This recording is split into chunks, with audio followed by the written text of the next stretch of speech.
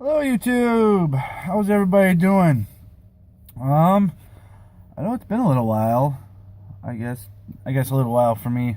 Um Usually I'll get an idea for a video or a couple ideas or something I want to do, and I put out a bunch in one day, and I really haven't been doing a whole lot of it lately.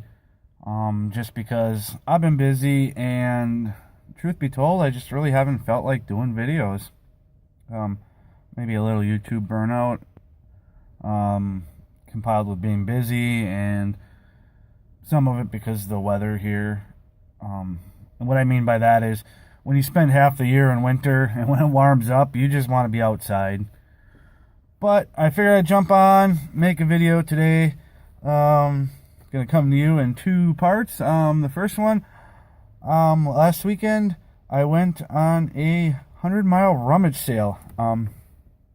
If any of you guys that watch my videos are from Wisconsin, I know a few of you are. And if there's any of you guys that are from Minnesota, once a year they do a 100-mile rummage sale. And it's on the border of Minnesota and Wisconsin. You get that soda. And it's not like a continuous 100 miles. It's from like little town.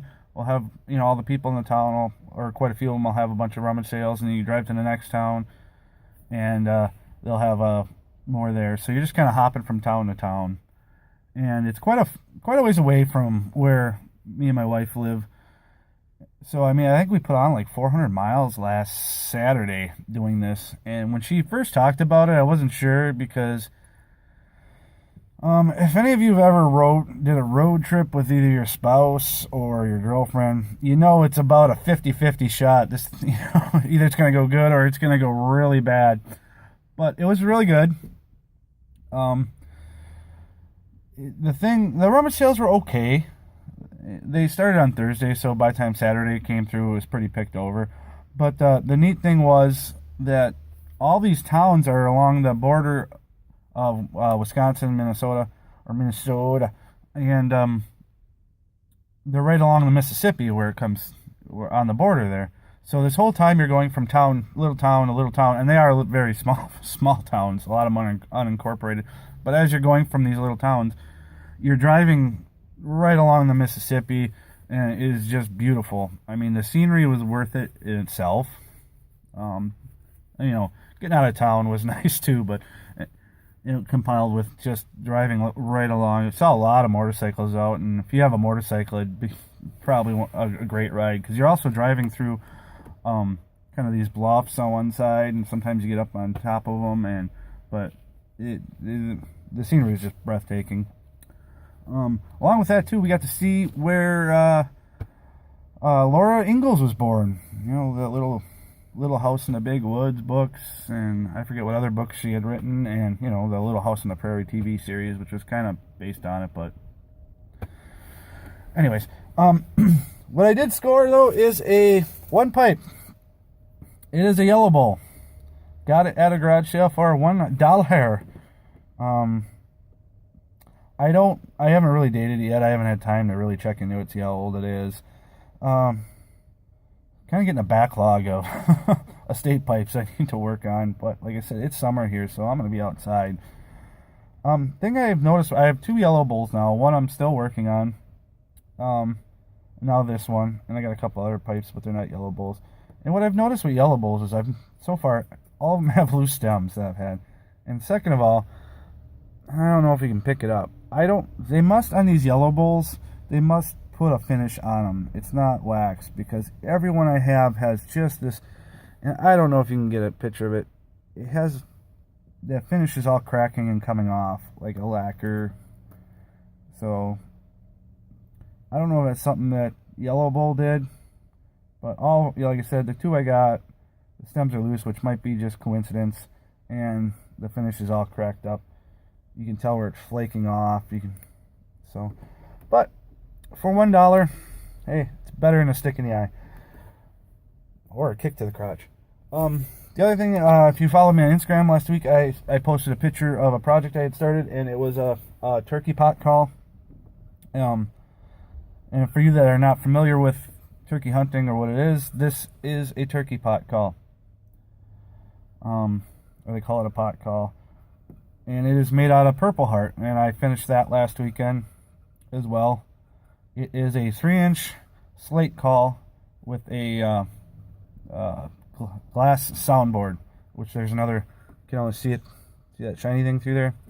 There's actually a round piece of glass under here too that they call a soundboard, and it helps the calls roll over.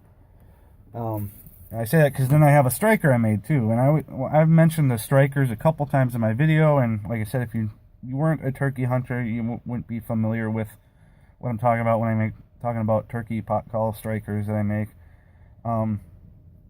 This is the call I made. Like I said, it's 3-inch slate, or 3-inch slate over glass, and on Purple Heart. The video doesn't pick it up very well, but it's a very cool wood. And then this is a oak top, which I just tried to dye to kind of match the pot call. And then a piece of a carbon arrow I used to have. So, and how you use one of these, if you're not familiar, you just take the striking surface, kind of hold it at an angle, and you make, some people make U's to make the yelp, and some people make ovals, and it's just...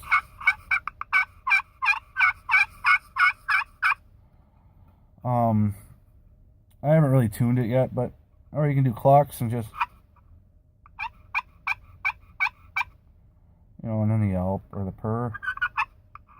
Hold on, let's get the purr for you. That's the only thing I've noticed with like the carbon tips, they don't purr as well as the wood ones, so forgive me if I didn't make a very good purr for you guys.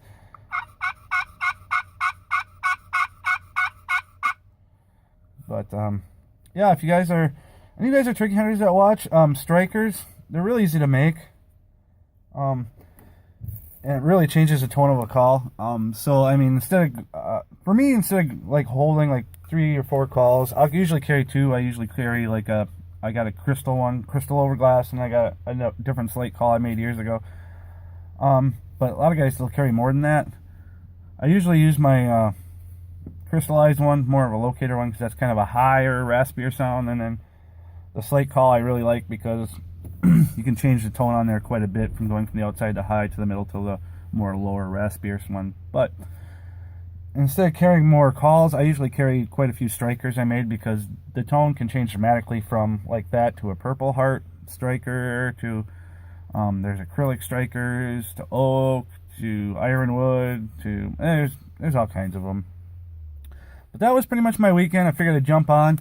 Like I said, if you guys are from Wisconsin or Minnesota, and that you can get to that when they do it next year, the drive alone is worth it. It's beautiful. You'll have a great time. So I guess that's enough rambling. I might make another video today because I had a wonderfully stupid idea. But anyways, you guys have an excellent Friday and have a fantastically wonder super weekend. Oh, one more thing too, from my nerdy pipers or geeky pipers, I went and we saw Captain America: Civil War. I liked it. It's a great video, or a great movie. Definitely worth seeing in the movie theater. So if you're into that kind of stuff, it was really good. It's long. It's I think 2.5 hours, but it's good. I liked it. Definitely, it's going to lead into some other stuff. The fight scenes were done well. You know, Marvel always does a really good job. So I will give it 2 thumbs up. If you want to go see, if you're thinking about not seeing it and you're on the fence, it's pretty good. All right, now I'm really going. All right, you guys have a good weekend.